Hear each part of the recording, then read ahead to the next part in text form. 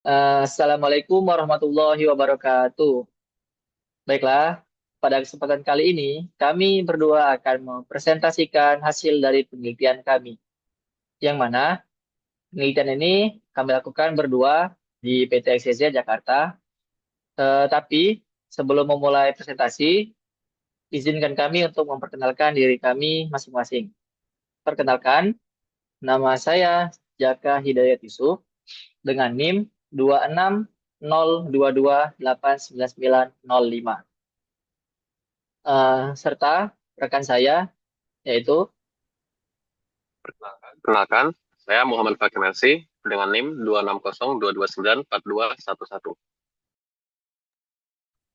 kami berdua berasal dari program studi PJJ Teknik Industri Binus Online Learning dengan dosen pembimbing Bapak Dendi Indrawijaya STMT dengan kode dosen D5841. Eh, Kami berdua mengambil judul penelitian dengan judul Implementasi FTA dan CPM untuk optimasi proses maintenance trust reverser di PT XYZ Jakarta.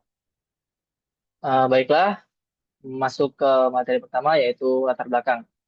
Latar belakang dari penelitian kami adalah industri aviasi dan MRO, di mana industri aviasi menghadapi persaingan ketat di tingkat global termasuk Indonesia, serta industri maintenance repair dan overhaul atau MRO merupakan salah satu inti dari struktur biaya maskapai atau kurang lebih 10% total biaya operasional. PT XYZ sebagai salah satu perusahaan MRO terbesar di Asia Tenggara memiliki masalah utama yaitu terjadi keterlambatan TAT atau turnaround time of round atau keterlambatan untuk memenuhi deadline dalam beberapa proyek workshop visit pada tahun 2024. Nah, keterlambatan ini signifikan pada komponen thrust reverser, yaitu pada engine 1, RH dan LH. eh, yang terjadi itu keterlambatan sebanyak 53 shift dari target, serta engine 2 itu 51 shift dari target, yang RH-nya, serta engine 2 LH itu 35 shift dari target. Maksud RH dan LH itu adalah right hand dan left hand atau sisi kanan dan sisi kiri. Nah, bisa dilihat dari tabel daftar-daftar proyek yang ada di struktur workshop Hanggar 4 ini, yaitu ada 8 proyek yang dilakukan secara bersamaan, yang mana yang akan kita jadikan objek penelitian adalah engine 1 RH thrust reverser Boeing 737 dan 800, yang mana target atau waktu yang ditargetkan itu 31 shift, sedangkan waktu aktual selesainya itu adalah 84 shift, yang mana terjadi deviasi sebanyak 53 shift. Rumusan masalah pada penelitian kali ini adalah eh, yang pertama itu faktor-faktor apa saja yang menyebabkan keterlambatan pada proses maintenance stress reverser. Serta yang kedua adalah bagaimana cara mengatasi keterlambatan pada proses maintenance stress reverser. Selanjutnya adalah tujuan untuk menjawab rumusan masalah ini, eh, didapat tujuan penelitian yaitu meningkatkan efisiensi proses maintenance untuk menyediakan waktu atau tempat bagi proyek selanjutnya. Eh, Tujuan penelitian yang kedua yaitu mengoptimasi pengerjaan proses maintenance stress reverser. Selanjutnya adalah manfaat penelitian. Manfaat penelitian ini terbagi menjadi dua, yaitu manfaat bagi praktisi dan manfaat bagi akademisi. Untuk manfaat bagi praktisi, yang pertama adalah optimalisasi waktu pengerjaan dengan metode Critical Path Method atau CPM. Yang kedua adalah mengidentifikasi masalah-masalah utama pada proyek dengan metode FTA atau Fault Tree Analysis untuk menghindari resiko TAT overrun yang ya atau yang disebut dengan keterlambatan dari deadline. Selanjutnya adalah peningkatan kepuasan pelanggan. Otomatis bila TAT-nya itu tepat waktu, kepuasan pelanggan pasti meningkat. Selanjutnya adalah pencapaian target waktu pengerjaan proyek secara konsisten. Apabila telah dilakukan penelitian dan penelitian ini dijadikan standarisasi untuk proyek ini, otomatis pengerjaan proses ini akan dilaksanakan secara konsisten sesuai dengan yang direncanakan. Selanjutnya adalah manfaat bagi akademisi. Yang pertama itu referensi untuk studi lanjut dalam bidang manajemen proyek. Selanjutnya adalah contoh penerapan nyata metode manajemen proyek di industri yang kompleks. Yang ketiga, acuan penelitian akademis terkait optimasi proyek dan pengelolaan keterlambatan. Selanjutnya masuk ke bab 2 landasan teori atau tinjauan pustaka. Kita akan membahas tentang konsep dasar manajemen proyek. Yang mana itu masuk ke definisinya.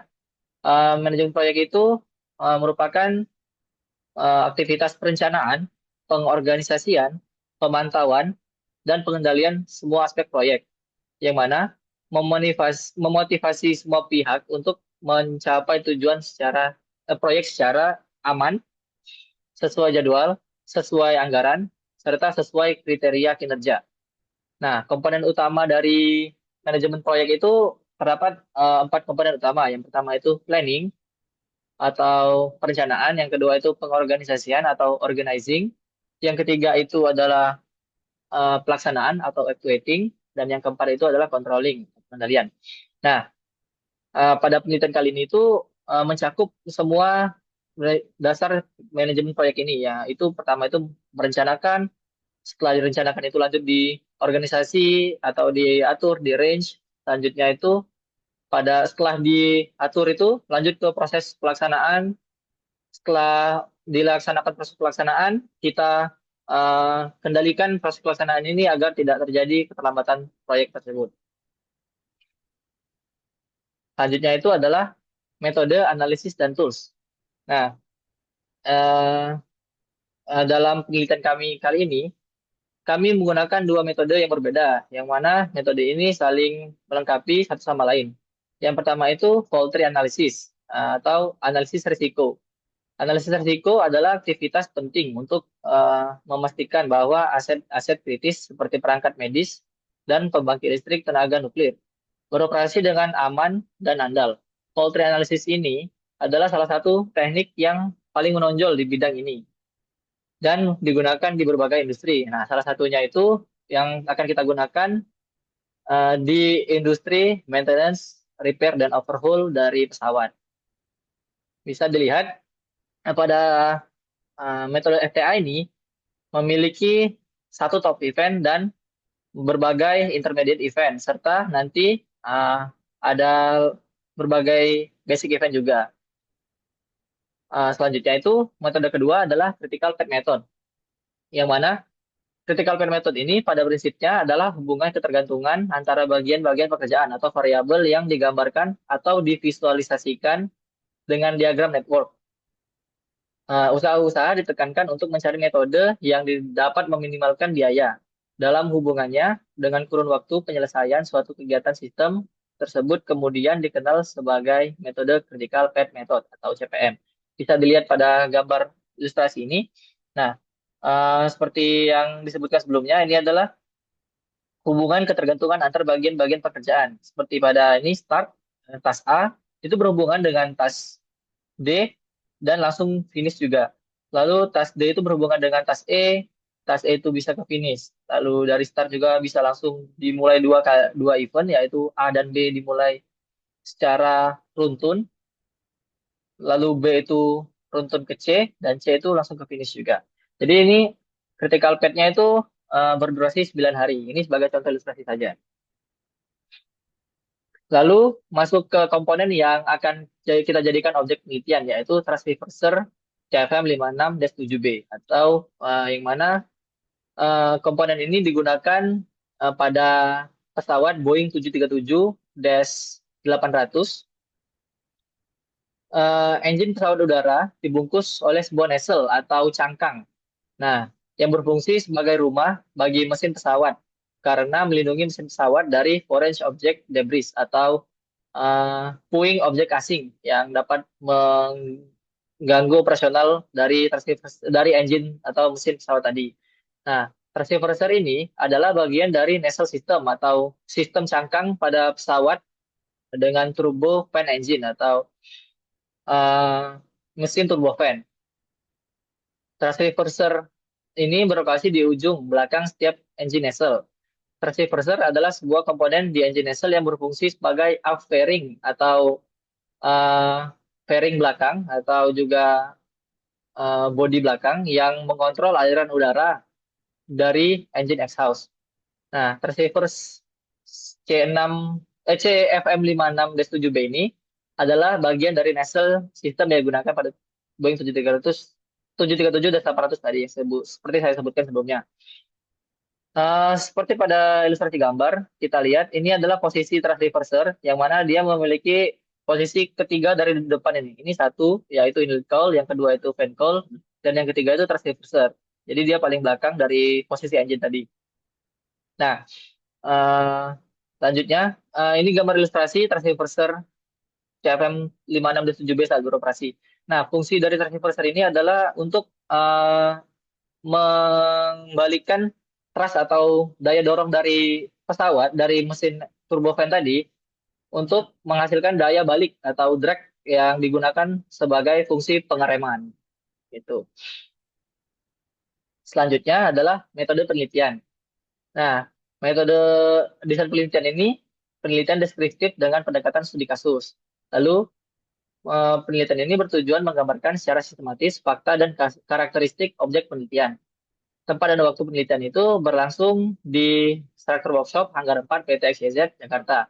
Waktunya berdurasi dari bulan Juni sampai Desember 2024. Teknik pengumpulan data itu ada tiga, yaitu observasi, dokumentasi, dan wawancara. Nah, pada teknik pada observasi itu kami melakukan pengamatan langsung aktivitas proyek. Lalu kami melakukan analisis kondisi aktual di lapangan. Nah, untuk sesi dokumentasinya itu, kami mengkaji dokumen kerja pelaksanaan proyek. Jadi mengkaji dokumen kerjanya, lalu mempelajari jadwal proyeknya, serta mengkaji catatan aktivitas proyek. Pada tahapan wawancara, kami melakukan wawancara kepada staf-staf atau pekerja-pekerja yang terjun langsung dalam aktivitas proyek ini untuk mengetahui durasi aktual pengerjaan maintenance dan mengidentifikasi faktor penyebab keterlambatan. Lalu teknik analisis data yang kita gunakan tadi, yaitu fault tree analysis itu eh, berfungsi untuk menganalisis faktor keterlambatan serta critical path method itu berfungsi untuk mengoptimasi jadwal proyek. Selanjutnya akan dibahas oleh rekan saya yaitu Saudara Faki Mersi. Saudara, Saudara Faki dipersilakan. Baiklah, terima kasih Mas Jaka. Baiklah, saya akan melanjutkan pembahasan skripsi pada kali ini, memasuki slide teknik analisis data. Jadi, teknik analisis data yang kami gunakan ini ada dua, yaitu metode FTA dan CPM.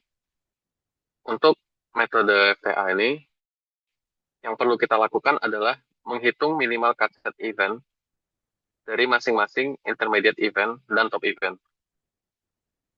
Pada metode FTA, khususnya pada kesempatan kali ini, kita menggunakan dua gerbang logika. Yang pertama adalah AND gate dan OR gate. Nah, untuk menentukan minimal cut set event dengan gate tipe AND gate, rumus yang digunakan adalah yang pertama adalah P, yang mana P itu adalah probabilitas top event sama dengan probabilitas event A dikali probabilitas event B. Yang mana hasilnya adalah PAPB, yang mana bisa diartikan sebagai probabilitas event AB. Itu khusus digunakan untuk gate yang diinput oleh dua input. Nah, sedangkan untuk gate dengan tiga input, rumusnya adalah P sama dengan PA dikali PB dikali PC. Nah, untuk menghitung minimal cut set event dengan gate tipe OR gate itu berbeda dengan tipe AND gate. Untuk rumus OR gate itu P sama dengan PA ditambah PB dikurang PAPB. Itu khusus untuk dua input gate. Sedangkan untuk tiga input gate, P sama dengan dalam kurung PA ditambah PB ditambah PC dikurang dalam kurung PAB ditambah PAC ditambah PBC tutup kurung ditambah PABC. Nah, rumus ini didapatkan dengan hukum Boolean algebra yang sudah dituliskan dari referensi yang kami dapatkan sebelumnya. Nah, untuk critical path method, untuk metode ini sedikit lebih sederhana dibandingkan FTA sebelumnya. Di sini kita hanya menghitung earliest finish dan latest start, yang mana nanti hasilnya itu akan kita input di diagram critical path-nya. Untuk menghitung earliest finish, kita menggunakan perhitungan maju. Perhitungan maju itu maksudnya kita mulai dari start ke finish. Untuk rumusnya adalah earliest finish sama dengan earliest start ditambah waktu kegiatannya. Sedangkan untuk latest start, itu kita menggunakan perhitungan mundur, yang mana itu dari finish ke start.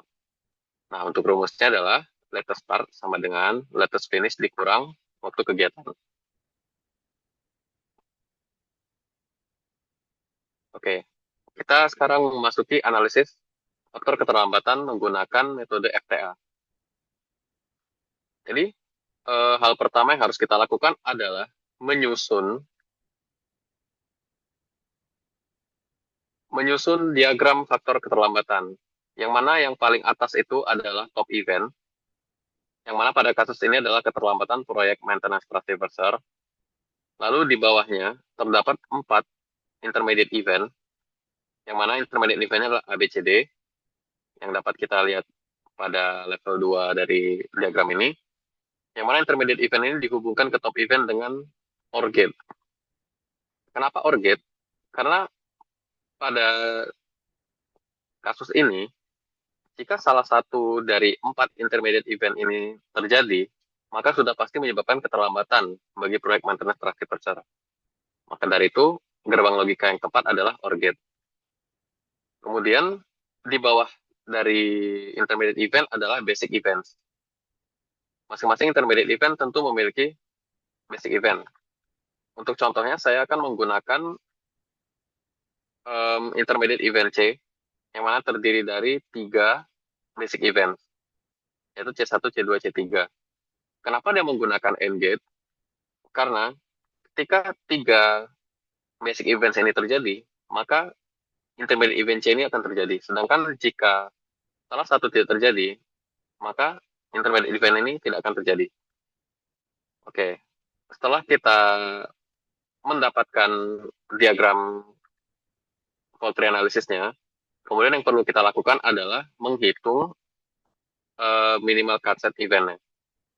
Minimal cut set event itu pada dasarnya adalah probabilitas keterlambatan berdasarkan event yang terjadi.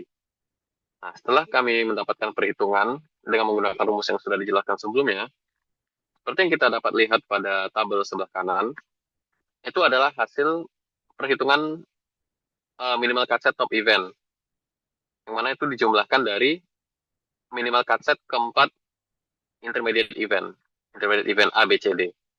Nah, pada kasus ini, faktor utama penyebab keterlambatannya adalah keterlambatan pengadaan material, yang mana itu adalah intermediate event D.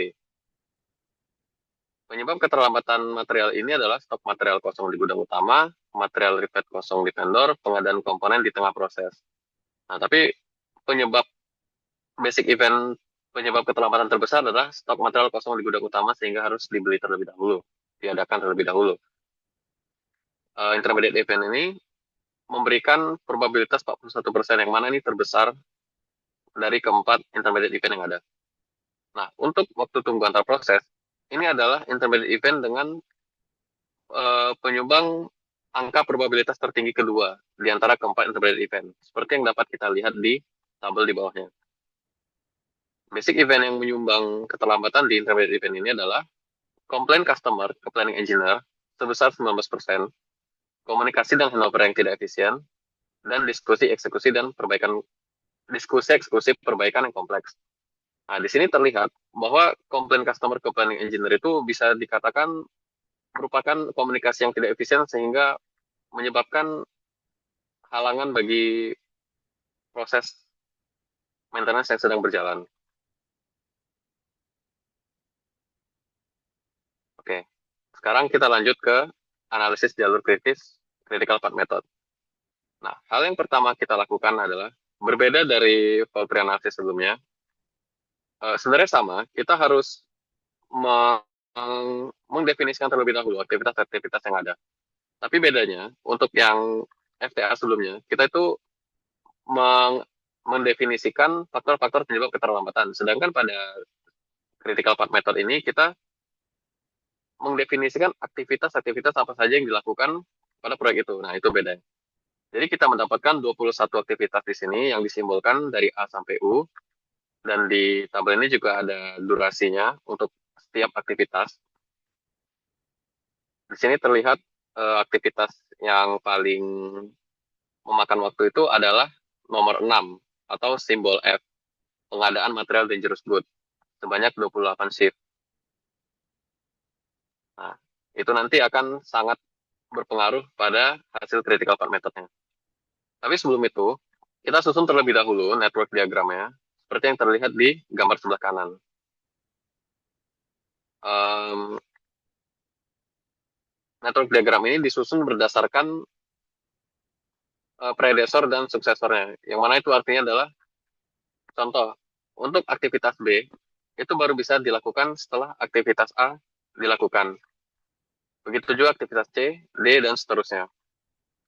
Nah, untuk aktivitas FGH, dia terlihat seperti bercabang karena aktivitas F, G, dan H ini baru bisa dikerjakan apabila aktivitas E ini telah dikerjakan. Oke, selanjutnya. Setelah kita mendefinisikan network diagramnya, barulah kita dapat melakukan perhitungan pada earliest event, maksud saya earliest start dan latest finish-nya. Yang mana dapat kita lihat di hasilnya di gambar sebelah kanan. Nah, setelah kita mendapatkan earliest start dan latest finish, kita dapat menentukan yang mana jalur kritis dari network diagram ini. Kita mendapatkan dua jalur kritis pada diagram ini, yaitu jalur pertama itu ditandai dengan panah yang mengarah ke sebelah kiri, yang dari A ke B, C, D, E, F, P, Q, R, S, T, U, dan yang jalur kritis kedua adalah A, B, C, D, E, H, I, J, K, L, M, N, O, P, Q, R, S, T, U. Nah, kenapa mereka ini adalah jalur kritis? Karena mereka itu memiliki aktivitas kritis. Aktivitas kritis inilah yang menyebabkan jalur ini menjadi jalur kritis. Aktivitas kritis itu ditandai dengan early start dan latest finish-nya yang memiliki durasi yang sama. Maka dari itu, jalur kritis dari kedua, maksud saya jalur kritis dari network diagram ini harus sangat diperhatikan agar proyek dapat berjalan dengan lancar. Nah, untuk jalur non-kritis, dia itu tidak menyebabkan keterlambatan bagi proyek. Nah, pada kasus ini hanya terdapat satu jalur non-kritis, yaitu ABCD, EGO, PQ, RSTU.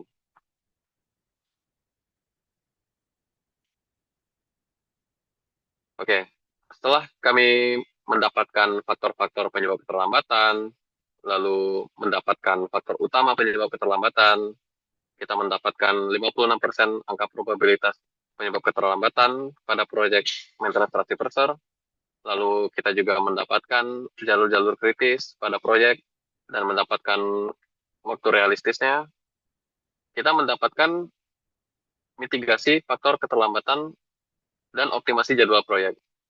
Nah, hal ini didapatkan berdasarkan hasil analisis dengan kedua metode, dan kami juga mendiskusikan temuan-temuan ini dengan senior planning engineer, yang mana mereka adalah ekspertis pada bidang ini. Berikut adalah langkah mitigasi yang dapat diambil untuk mengatasi probabilitas keterlambatan proyek. Yang pertama, kita perlu merencanakan kebutuhan material dengan teknik forecasting sebelum proyek dimulai agar pada saat proyek dimulai, material yang dibutuhkan telah tersedia. Yang mana seperti yang kita ketahui sebelumnya dari metode FTA itu, keterlambatan penyediaan material itu sangat krusial, menyebabkan keterlambatan dengan angka probabilitas yang paling tinggi. Lalu melakukan rapat pertemuan dengan customer yang terjadwal secara berkala, sehingga customer tidak sering mengajukan komplain. Ini adalah bentuk dari komunikasi yang efisien dan efektif agar planning engineer dapat, bukan hanya planning engineer, produksi juga dapat bekerja dengan maksimal dan tanpa tekanan. Lalu yang ketiga, meningkatkan koordinasi purchaser dan planning engineer terkait monitor proses pengadaan material. Hal ini sangat penting agar menghindari luput dan keterlambatan dalam penyediaan informasi terkait pengadaan material. Yang keempat, memberikan pelatihan kepada teknisi secara berkala agar skill dari setiap teknisi itu merata. Hal ini juga sangat penting karena tadi pada basic event di FTA itu terdapat perbedaan skill dari tiap teknisi. Jika kualitas teknisinya meningkat, maka pekerjaan juga dapat diselesaikan dengan lebih cepat. Lalu yang kelima, mengawasi secara ketat aktivitas-aktivitas yang berada di jalur kritis. Nah, ini adalah maksudnya itu memonitor secara aktif jalur-jalur kritis yang kita dapatkan dari critical path method sebelumnya. Hal ini sangat penting untuk menghindari keterlambatan proyek. Untuk yang keenam, melakukan aktivitas secara paralel apabila aktivitas tersebut dapat dilakukan secara bersamaan agar penggunaan waktu kerja lebih maksimal. Hal ini juga sangat penting untuk mengurangi durasi, karena tidak semua aktivitas itu harus dilakukan secara runtut, dapat juga dilakukan secara bersamaan. Seperti yang kita lihat di network diagram sebelumnya. Ada yang dapat dilakukan secara bersamaan. Contohnya tadi kalau tidak salah yang FGH. Setelah aktivitas E dilakukan, aktivitas F, G, dan H itu dapat dilakukan bersamaan. Contohnya seperti itu. Kemudian kita mendapatkan kesimpulan. Terdapat 4 poin kesimpulan. Yang pertama adalah keterlambatan pengerjaan maintenance dan repair komponen thrust reverser Boeing 737-800 di PT XYZ ini mencapai 53 shift dari target yang ditentukan. Keterlambatannya itu 53 shift mencapai. Kemudian poin kedua, menggunakan metode fault tree analysis dan critical path method, penelitian ini mengidentifikasi pengadaan material, terutama material dangerous good itu sebagai penyebab utama keterlambatan. Nah, hal ini dapat kita lihat di aktivitas yang sudah kita identifikasi di critical path method sebelumnya. Yang memang pengadaan material dangerous good itu sangat lama durasi aktivitasnya.